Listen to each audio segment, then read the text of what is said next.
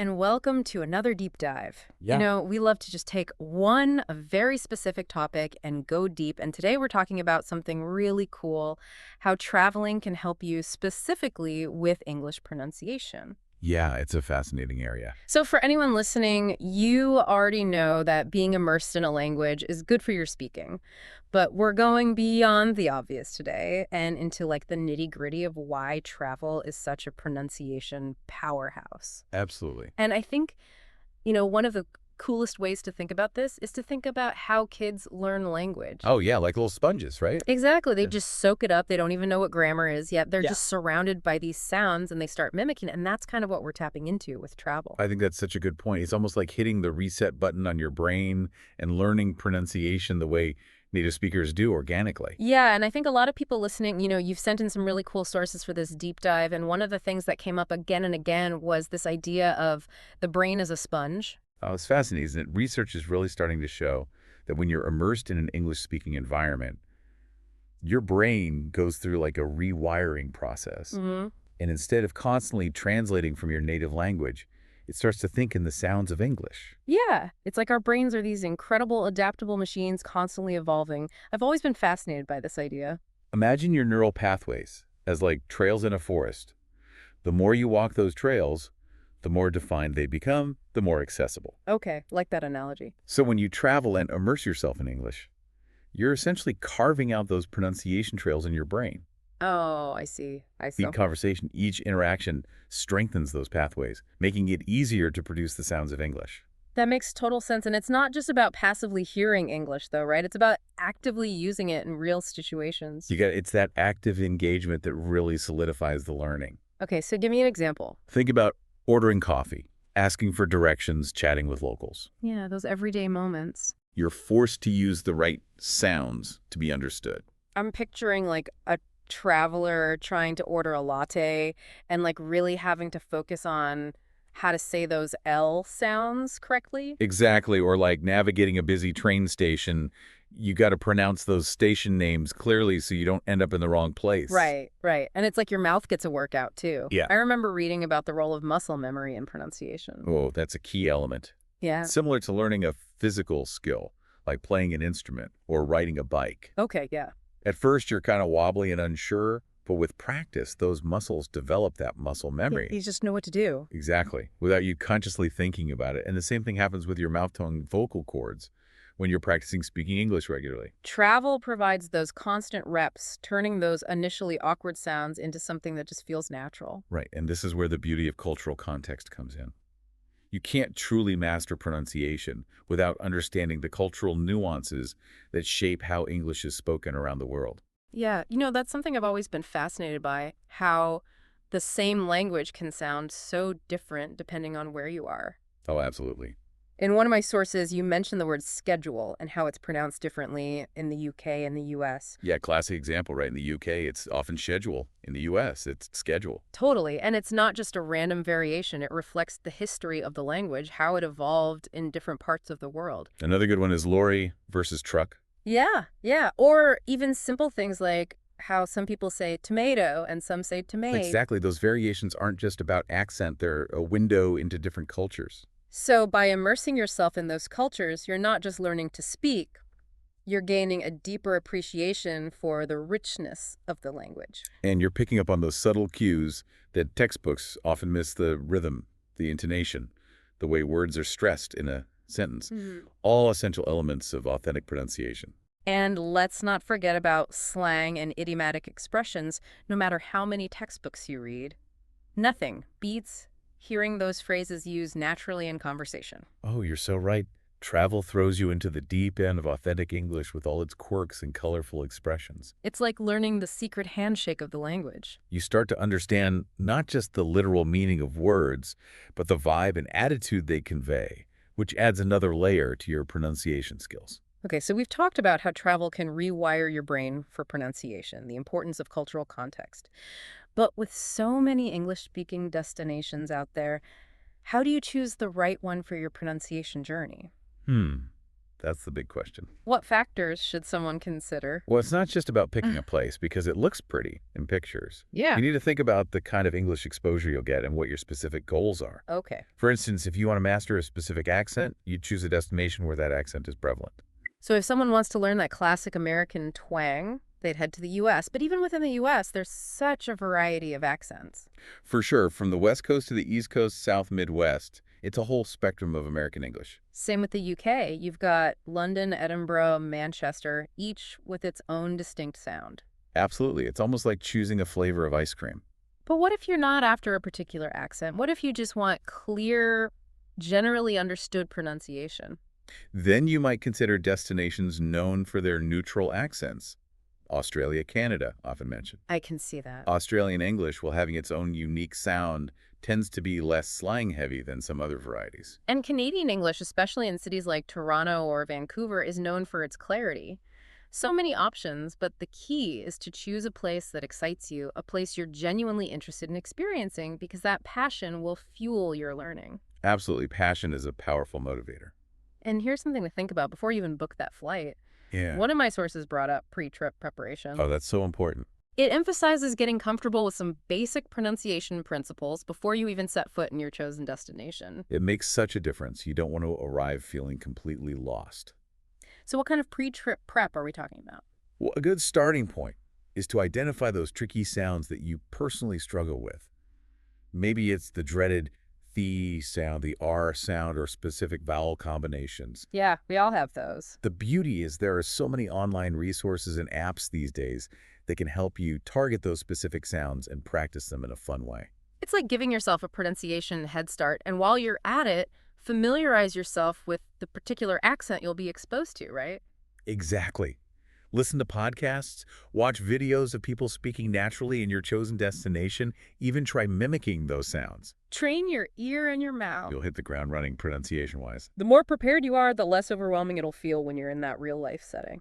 For sure. And speaking of setting yourself up for success, I noticed one of your sources talked about setting realistic language goals before you travel. That's huge. It's easy to get caught up in the excitement and think I'm going to become perfectly fluent in 2 weeks. But it's much more effective to set smaller, achievable milestones. So instead of aiming for perfection, focus on manageable steps. Maybe it's having one conversation with a local each day, mastering a specific set of sounds, or even just feeling comfortable asking for directions. Those small wins that build confidence. Exactly. And here's another tip that's often overlooked. Research about the cultural norms and communication styles of your destination. That's an interesting one. What's the connection between cultural norms and pronunciation? It's all about context.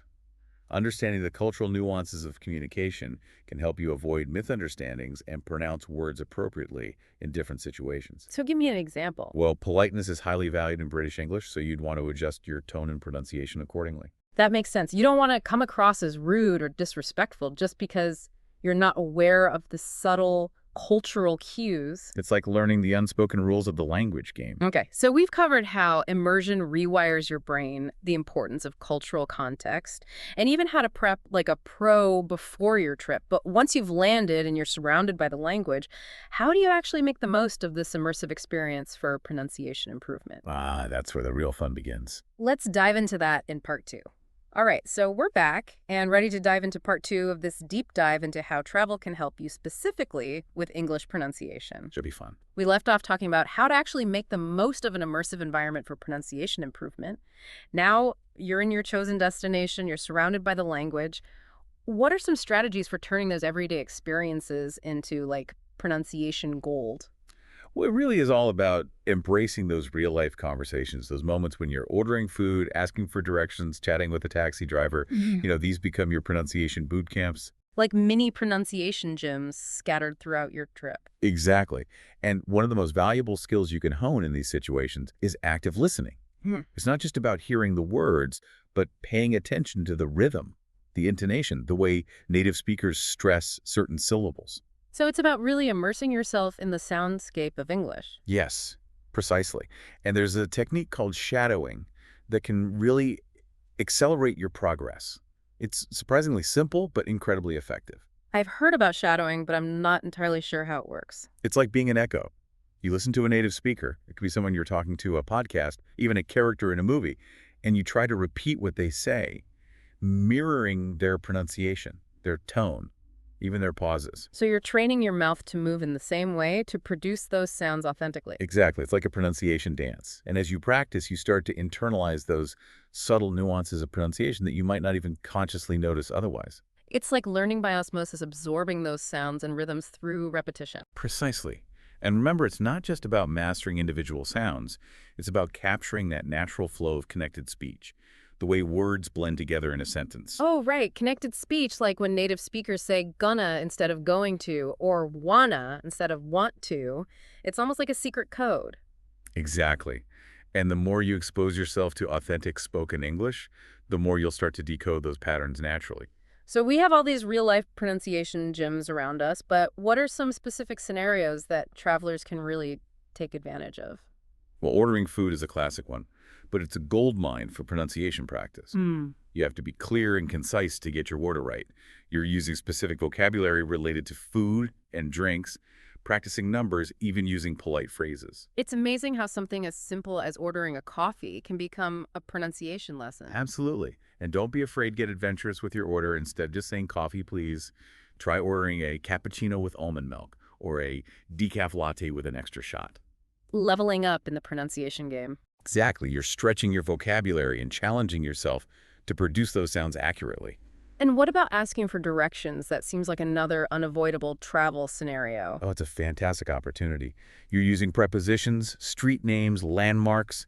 You might even have to clarify if you didn't understand something, which helps you practice those all-important communication skills. And don't forget about the flip side, giving directions. That's when you really have to think about sentence structure and how to string those words together clearly. Exactly, like turn left at the next intersection, then go straight for 2 blocks and you'll see it on your right. Yeah. You're practicing those directional phrases, numbers, landmarks, all while helping someone out. It's a win-win, and I imagine taking taxis or ride shares is another great way to practice in a more relaxed setting. You're essentially getting a personal pronunciation coach on wheels.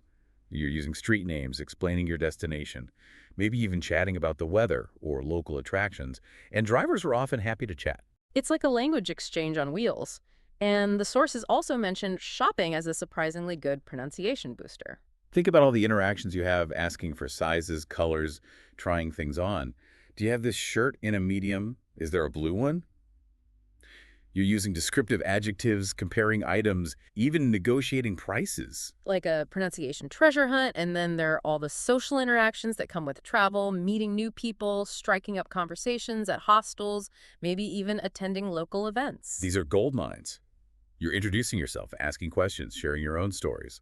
It's real, unscripted conversation, and that's where the magic happens. It's like stepping into a real-life English-speaking movie, and even those seemingly insignificant moments of small talk, chatting with someone at a bus stop or in line at a store, can be valuable. Small talk is huge. It's those everyday phrases like, how's it going, or what brings you here, that really help you sound like a native speaker. It's all about embracing those little moments and realizing that every interaction, no matter how brief, is a chance to practice. Speaking of embracing moments, there's something else the sources emphasize that I think is incredibly important, the role of mistakes. Ah, yes, mistakes. They're often seen as the enemy in language learning. But when it comes to pronunciation, they're actually our secret weapon. It's so counterintuitive. We're so conditioned to fear making mistakes, but they're essential for growth. Exactly. Think of it this way. Every time you make a pronunciation mistake, it's like a little signal to your brain highlighting an area that needs attention. It's like one of those aha moments when you suddenly realize, oh, that's how you say that word. Precisely. And those mistakes often lead to clarification or correction from native speakers, which provides invaluable feedback. It's like having a built-in pronunciation coach who gently guides you in the right direction. And the best part is locals are usually incredibly understanding and patient with language learners. They appreciate the effort. It takes the pressure off knowing that you don't have to be perfect. You can relax, experiment, and enjoy the process. Absolutely. And sometimes those mistakes can even lead to humorous or memorable experiences that you wouldn't trade for anything. Yeah. I remember this one time. Oh, do tell. I was in a small town in England, and I wanted to ask about the local dog park, but I accidentally told someone I wanted to buy a dog. Oh, no. We both had a good laugh about it, but Oh. it definitely reinforced the importance of getting that arc sound right. It's those light bulb moments that really stick with you. And aside from the humor, the sources point out that making mistakes can actually help you adapt to those tricky regional variations in pronunciation. That's a great point. You might mispronounce a word simply because you're not used to the local accent, but by making that mistake and hearing the correct pronunciation, you're tuning your ear to those subtle differences. It's like becoming a pronunciation chameleon blending in with the local soundscape. Exactly. It's all about flexibility and adaptability, which are key elements, sounding truly natural and fluent. Okay, so we've covered the power of real life scenarios, how to embrace those glorious mistakes. But in this digital age, we can't forget about the amazing tech tools that can boost our pronunciation skills while traveling. You're absolutely right. Technology has become an indispensable ally for language learners on the go. Let's explore some of those pronunciation power tools. Okay, so we're back for the final part of our pronunciation deep dive, and I'm excited about this one because, we talked about how travel itself is like this immersive pronunciation playground, Yeah, it really is. but now we're bringing in the power of tech. It's amazing how technology can really amplify those learning experiences. So let's start with maybe the most obvious one, pronunciation apps. I feel like everyone's tried at least one. Right, and they've gotten so sophisticated these days. What are some of your favorites? Oh, there's so many good ones.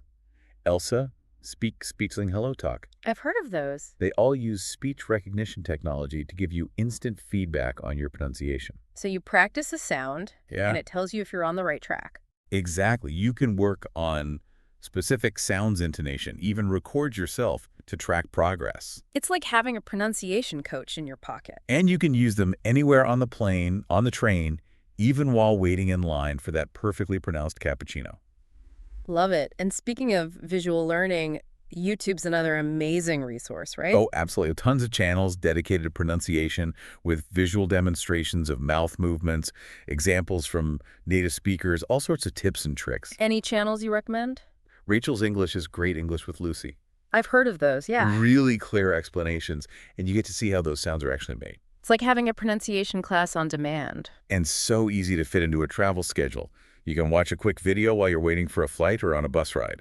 Perfect for those downtime moments. And what if you're craving real-time interaction with native speakers? Oh, well, you got to check out language exchange platforms like Tandem or HelloTalk. What else? Basically, you connect with people from all over the world who are learning your language, and you can practice speaking with each other. Through voice messages or video calls? Exactly. It's like a global pronunciation party. I love that. And you get to hear all those amazing accents and kick up new expressions. And speaking of authentic English, we can't forget about podcasts. Oh, yeah. Podcasts are my go-to for learning on the go. So many great ones out there focusing on clear pronunciation, and many have transcripts available. So you can really see how those words are pronounced and follow along. And for a quick pronunciation check and a pinch, Google Translate can be handy. Yeah, it's not always perfect, but it can give you a general idea. Especially if you're unsure about stress or those tricky Well, vowels. he's like a pronunciation lifeline. And one of my sources mentioned something I'd never thought of using speech-to-text tools like Google Dictation or Siri. Oh, that's a fun one.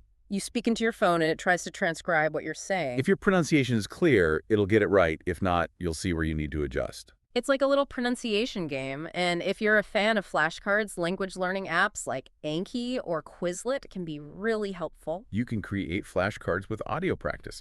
Those tricky words, test yourself. And for those who love to listen and learn, audiobooks are another option. Audiobooks are great. You hear clear pronunciation, you can follow along with the text and practice shadowing. It's like having a personal pronunciation tutor reading to you. It's incredible how many resources are available these days.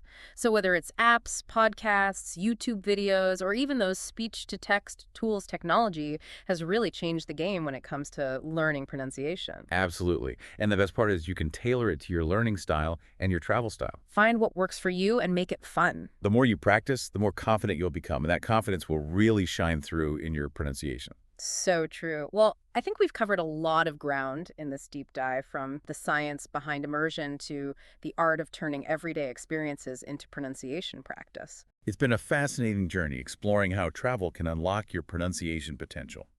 As we wrap up, what's the one thing you hope our listeners will take away from this? I think this travel isn't just about seeing new places. It's about experiencing English in all its forms. The accents, the rhythms, the little quirks. It's about embracing those oops moments and realizing that pronunciation is an ongoing journey. As you plan your next adventure, Think about what kind of English speaker you want to become, and let that guide your choices. Embrace every conversation, every interaction as a step towards that goal. And remember, it's not about perfection, it's about progress. And travel provides the perfect setting for that journey. Well said. That's a wrap on this deep dive. We hope you're feeling inspired to turn your next trip into a pronunciation adventure. Safe travels, everyone. Until next time, keep exploring, keep learning, and keep speaking.